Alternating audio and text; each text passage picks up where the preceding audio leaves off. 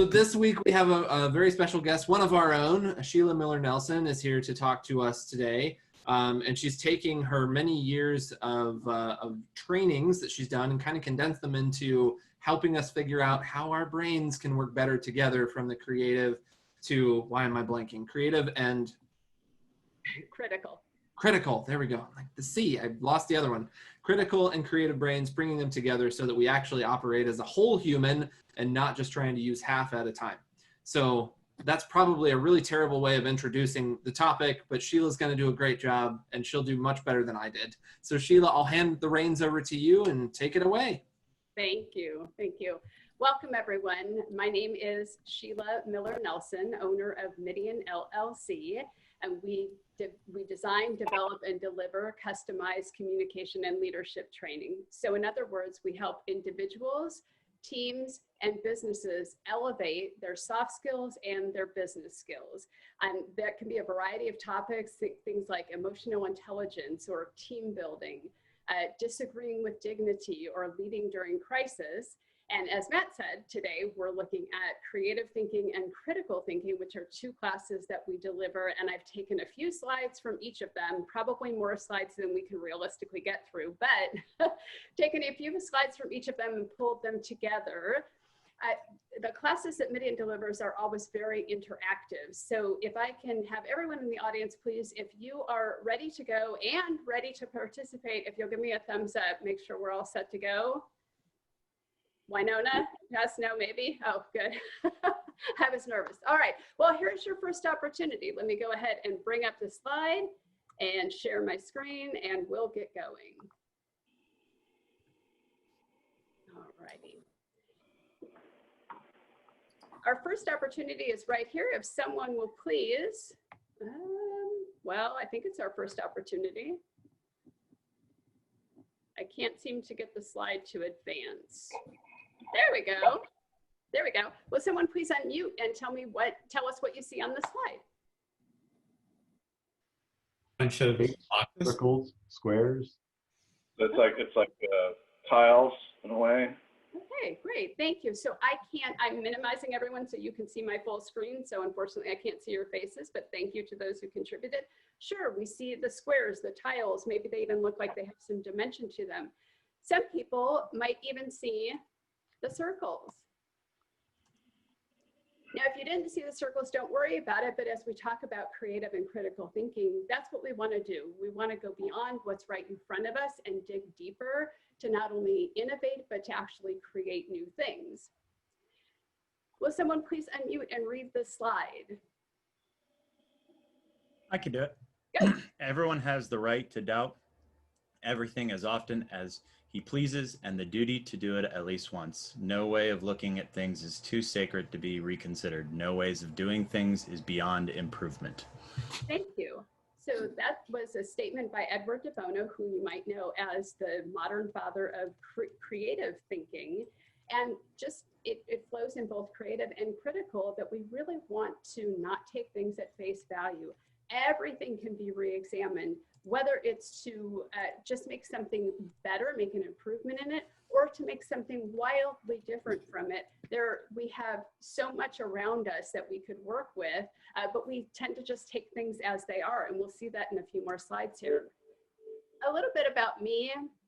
I have this divergent career path where I spent 16 years in aerospace. I'm a certified project management professional, and I worked in IT as a project manager for 7 years. Before that, and then alongside of that, I got my degree in speech communications. I'm certified to be a speech pathologist, which I never have been. And I also got my sign language certification. So they're kind of this way. The thing that was really cool is when I was a project manager, they really came together to work together as just people skills. That's really what it all amounted to, is how do you get people to work together and elevate all of their skills for the betterment of the team and the company. So as we delve into a little more creative thinking, we generally think of left brain and right brain. And on Monday, Matt, I think that you said that you are left brain? Left brain, yes. All right, so we hear this often. In fact, people will ask us, oh, are you left brain or are you right brain? We seem to think that they're completely separate things. What we've discovered though is that's absolutely a myth, and we'll show it right here. So math, we would say math, well, that's logical, that's left brain, right? See what I did there? All right. I can't see you laughing, I'm sure it's wild. So in math though, what we found is our left side of our brain is used for things like counting and multiplication tables. So you might not say, well, that's super logical, it's kind of rote. But we do need our right side when it comes to visual and spatial things, which one has more triangles. That said, math in general is considered, people would say it's a left brain thing, but it can't work without the right brain. So it really is the fact that we use both hemispheres when it comes to both logic and creativity. We use them together. Let's have a little fun. We're going to take 1 minute. And if you can find something with which to write and something to write on, it can be your arm, doesn't matter. We're going to take 1 minute to list as many uncommon uses as you can think of for the object I'm about to show you. So again, we want to come up with as many uncommon uses as you can for this object. You have 1 minute, begin.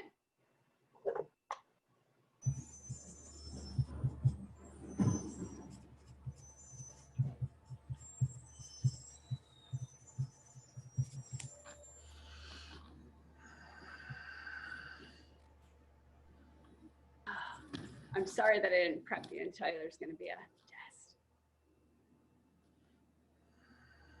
And actually, I think we'll cut it down to 30 seconds. Time's crawling by, so. Jeez. We'll give you about 15 more seconds. It's all right. You don't have to share your answers.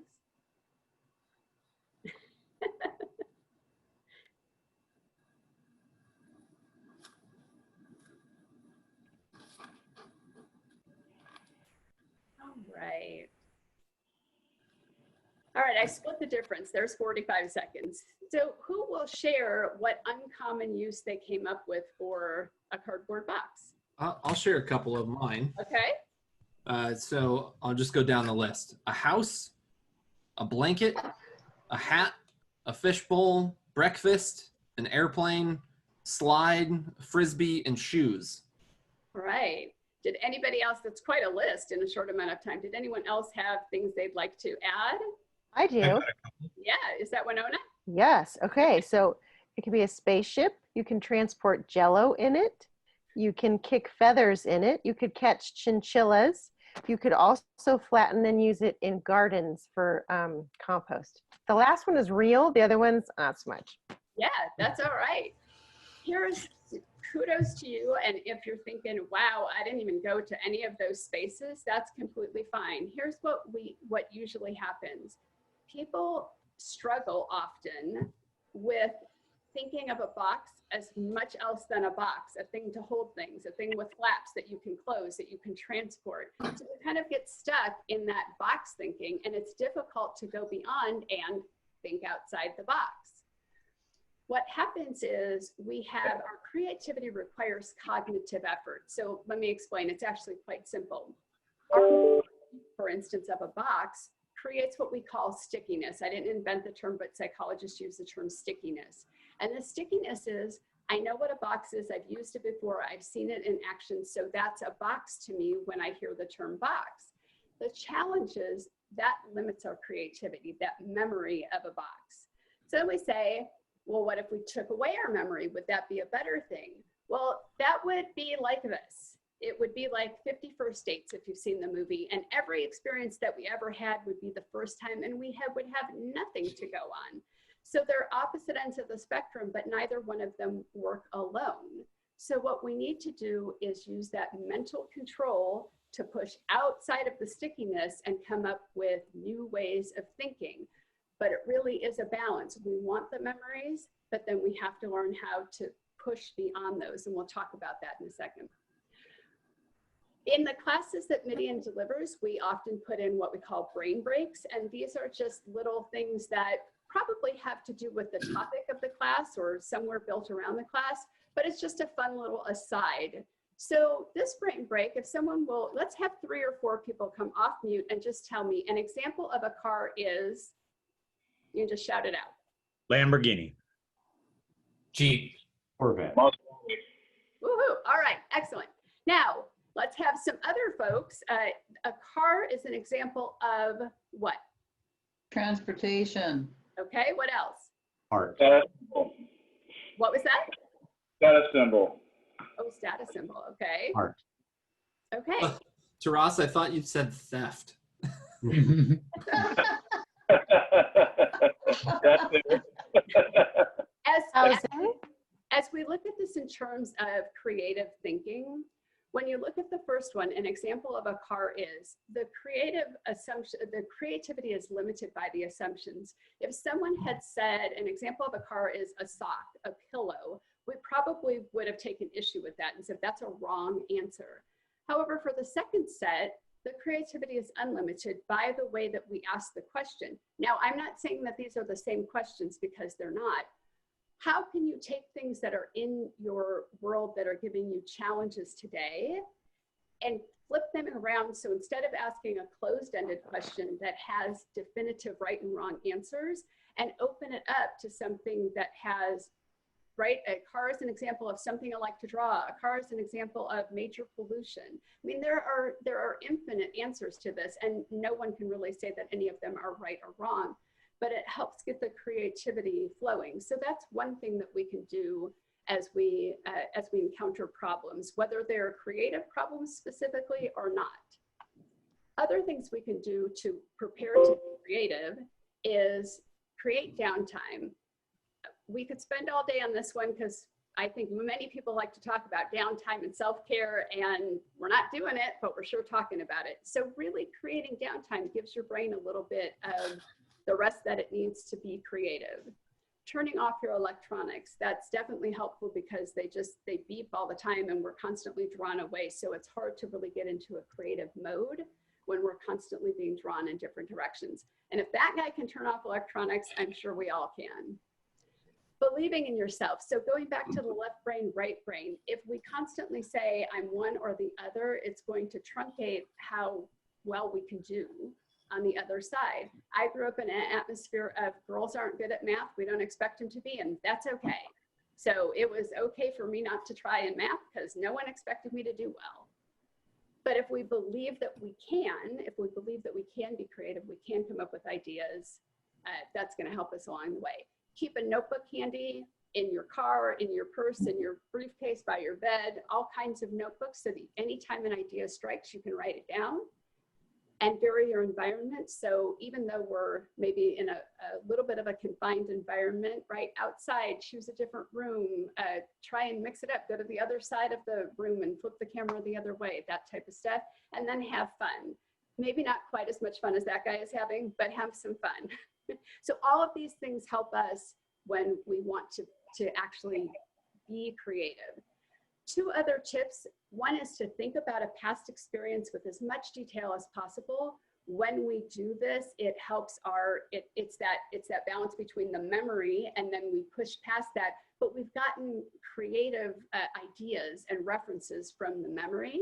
And then just to let your mind wander, maybe take a walk, maybe listen to music that you wouldn't normally listen to, just daydream. And that helps build up our creativity. Okay, another brain break. If you don't have to draw this on paper or anything, but just take your finger and figure out where the path goes when you connect A to B without crossing any lines. Got it. Okay, somebody said got it, so we're going to go with it. It might have been this. Was it this? It was this. Okay, excellent. No. But notice what it says under there, that we're making assumptions of what the rules are because I said just connect A and B without crossing any lines. As soon as you started down that path, I was like, oh crap, I could have gone around. Yeah. It isn't meant to be. I wouldn't have thought of that 5 minutes ago. Not meant to start a fight. It is just meant to show us that to our own selves, without anybody around, if we saw this in a magazine, most of us would go through the maze A and B. And some people say, well, what's the benefit of going around? When we're talking about creative thinking, that's exactly what we want to do. Take a look at things in a whole different light. Okay, now switching from creative to critical thinking, there's one important point that comes up for both, and that's how we think. So we have divergent thinking and convergent thinking. Now, divergent thinking is the one on the left over here where you see exploring all the options and the arrows are just spreading out. This is, most people would say, oh, that's brainstorming. Right, and in brainstorming, we say there's no right or wrong answers, everything counts, fly monkeys to the moon, whatever the answer is, catch chinchillas in the box, it all counts. Now, then we have convergent thinking. So we pile up all these fantastic ideas, and then the convergent thinking is to figure out which one makes the most sense, is most valuable to our situation and our solution. One challenge that people can come up with, though, is mixing them. We don't want to mix them. If you can think of being in this group right here, and if we said, hey, we're going to come up with ideas for something, and I say an idea, and then somebody says, oh, well, that's not going to work because this, and this, I'm shut down, and likely the mood of the whole brainstorming session is shut down. So when we're thinking creatively, which is the beginning of critical thinking, by the way, when we're coming up with all of our ideas, everything counts, everything matters, everything gets written down. And then at a certain point, we want to let everyone know who's in the process that we're going to convergent thinking, and now we're paring them down. We never want to mix those two. Hey, it's another brain break. All right. A father and his son are driving down the highway when a massive rainstorm hits, and the father does his best, but the blinding wind and torrential downpour causes them to crash. They're both in critical condition and taken to the hospital. The son is immediately prepped for emergency surgery. Upon entering the room, the surgeon looks at the man and says, I cannot operate on him, and he's my son. How is this possible? I know this one. What? I know this one. Okay, so if you know it, that's fine, but let's go ahead and raise your hands if you know it. Look, you're all like, we're so smart. We all know this one. Okay, so Winona, did you have the answer? What's the answer? Because the surgeon is his mom. Right. Now, don't feel bad. You are in 44% of the population who has this question posed to them and can't figure it out. So if you didn't get it, don't beat yourself up, because again, we have ideas of what we've seen before, what we've been through before. Maybe you've had a surgery and that was a male surgeon. So we have all these things and biases, which we're going to talk about to round out the topic here. All right, so on to critical thinking. Critical thinking is reasonable, reflective thinking focused on deciding what to believe or do. I don't know, I just call it being thoughtful, being mindful, right? And if you just remember nothing else but this next slide sums up critical thinking. Can you see it all with that thing in there? Nope. Oh, how do I get rid of you are screen sharing, stop sharing? I can see it. Okay. Can you read it? Because I So it can't. says exactly I'm looking for the what- punchline. What's the rest of the sentence, Sheila? Okay, so it says stop, think, ask yourself, exactly what would a garden worm be doing in a lake? And that's critical thinking right there. But think about, That's funny. if you could probably find 10 different ways to translate that into things that you've done or things that you've seen done, where we just, again, we see the squares, we don't see the circles. And in this case, probably because, hey, food just fell on my head, I'll eat it. Why not? Why wouldn't I? Why do I have to think beyond that? Okay, another brain break. A bat and a ball cost $1.10 in total. The bat cost $1 more than the ball. How much does the ball cost? I'll ask someone to unmute and tell me the answer, please. 10 cents. $1.05 and 5. Okay, but somebody said 10 cents, which we're going to hang on to. And then I heard $1.05 and 5. Okay, next one. Oops, I'm sorry. I keep getting us in the way here. In a lake, there's a patch of lily pads. Every day the patch doubles in size. If it takes 48 days for the patch to cover the whole lake, how long would it take for it to cover half the lake? 47. Shout out your answers. 24. 47. 47, yes. Okay, so I'm hearing both the answers I expected to hear from most people and then the other answers. So This is the cognitive reflection test. There's actually a third question, which we didn't have time to put in here. It's equally frustrating. So the answer, right, the bat cost $1 more than the ball, so the ball can't cost 10 cents, or it can't cost 10 cents because it'd be $1 and $1.10. So it's 5 cents. And the lily pad one, this one really threw me, but in the second sentence, it says every day the patch doubles in size. So on 48, it's fully covered. So on 47, it would be halfway covered. That really frustrated me. Oh. Winona is smarter than us all. So the idea this isn't meant to frustrate people, and I didn't make this up, a person at MIT did, by the way. It is to show that we have intuitive answers, kind of like the worm is on the hook, why wouldn't I eat it?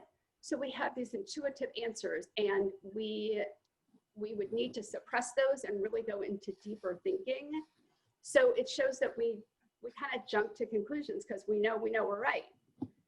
If you're at all feeling unhappy about your score, I will tell you that there's Harvard out of the 3 questions now, not just the 2, but they averaged a 1.43, and Carnegie Mellon, I think MIT had a 2 point something, but they weren't a 3. So you're fine. You're right on par. We can't see those numbers. I know, and how do I get rid of that UR screen sharing thing?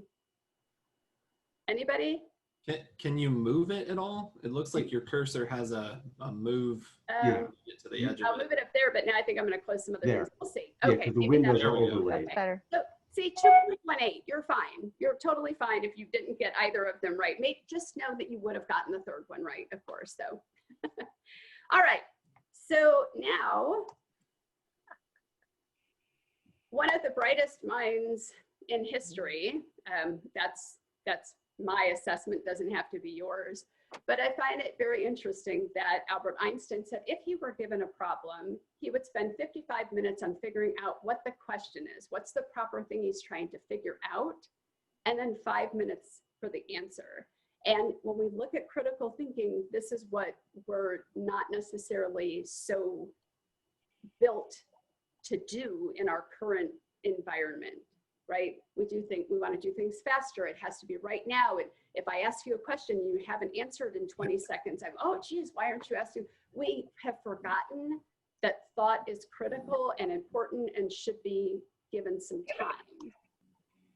So I mentioned earlier that we have these biases, and I know I am just flying through this. I wanted to give you as much content as I could in my 20 minutes.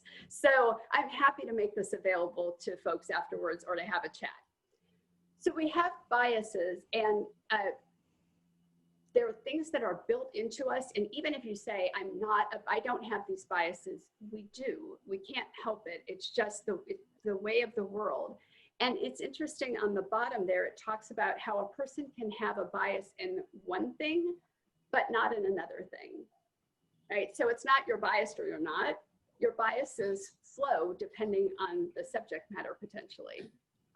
So what's a bias that we make? An invalid assumption. So all you solo entrepreneurial folks out there, customers always go for the lowest price. Oh, I can't charge that much. No one will ever pay me that much.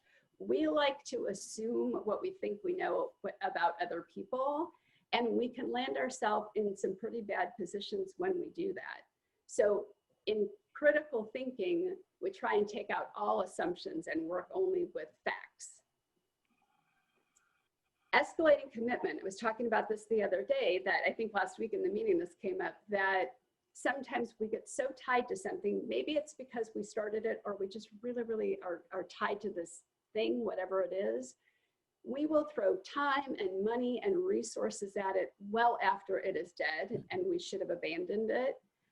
But we have this escalating commitment, so we keep wanting to stay instead of standing back and looking with a critical eye and say, everybody else is running away from this. Why am I still standing here, right? So I'm hopeful, I guess I will say, that at least some of these are making sense for what people may have been through. It is not my hope that you go through them, of course. Overconfidence. Right? We know what we know. So oftentimes, especially when it seems like a slam dunk, we don't take the time to think about, do I really know that? Could there be another answer? Or could there be just a better, maybe I'm not wrong, but is there a better way to do it? So we have this overestimate, or treating guesstimates as facts. That's another one that we do quite a bit.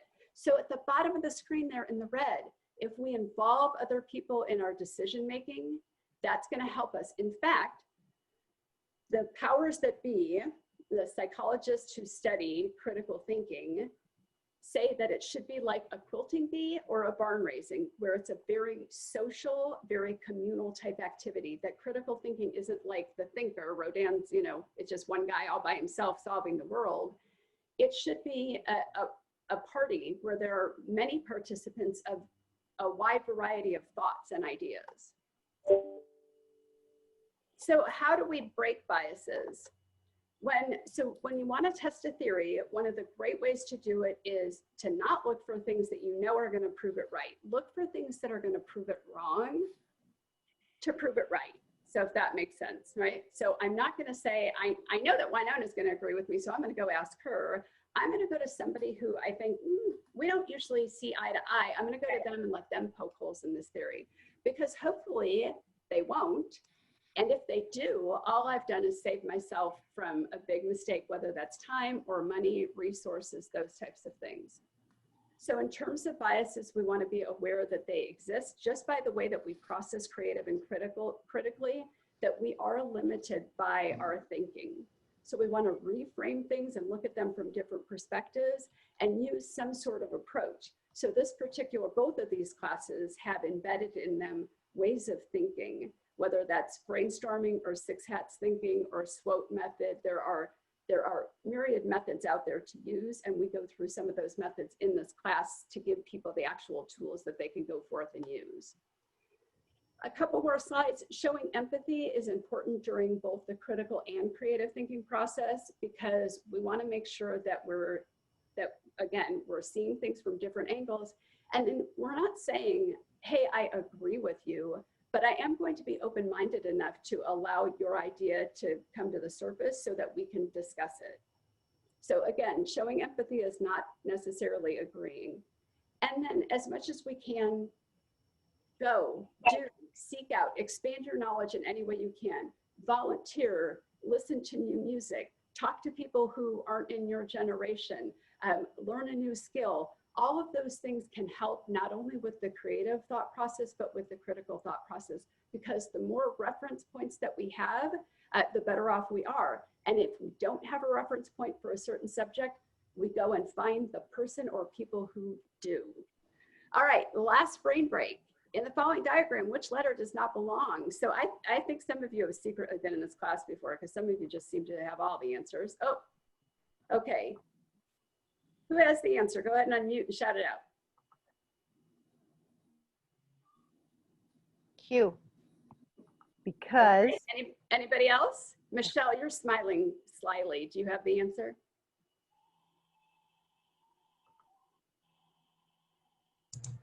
She's not going to tell us. All right. Well, because of time, I will just tell you that it's T. Why? The T doesn't belong because it's big and it's blue and none of the other letters are. So do you see how just simple stuff, and again, it's not meant to just frustrate the stuffing out of you or anything. Really, this class, these two classes, they're 4 hours each. So we just crammed 8 hours into 20 minutes or so. The idea here, though, is to allow yourself to realize that, yeah, I might truncate and have some biases where I didn't realize I had them. And feel free to share these with your team or other people, people you like, people you don't like. It's all good fun. And the last thing I'll leave you with is this beautiful solution, which is that the story is that a daughter was trying to get a father's attention. He was working, so he tears up a map into tiny little pieces and says that'll keep her busy. But she comes back pretty quickly and says, Daddy, I've finished it. And he's astonished. How did you finish it so quickly? Well, Daddy, there was a picture of a woman's face on the other side. And when I put her face together, it all worked out. So please just remember that there's always another side to whatever your experience is, whatever you're thinking, and to go and seek out some person or people who can help you see the other side of things. It's not necessarily to change your view or to change your thinking, but what's the benefit if it does? Is that, again, you've saved yourself some hassle. And if they just prove you right, then you go forward. Awesome. Thank you so much for your time and participation. I really appreciate it. I'm going to mute. All right, awesome. Hey, thank you so much, Sheila. Everybody give Sheila a little digital round of applause. I appreciate this has been a very unique and fun way to look at our minds, and I love that.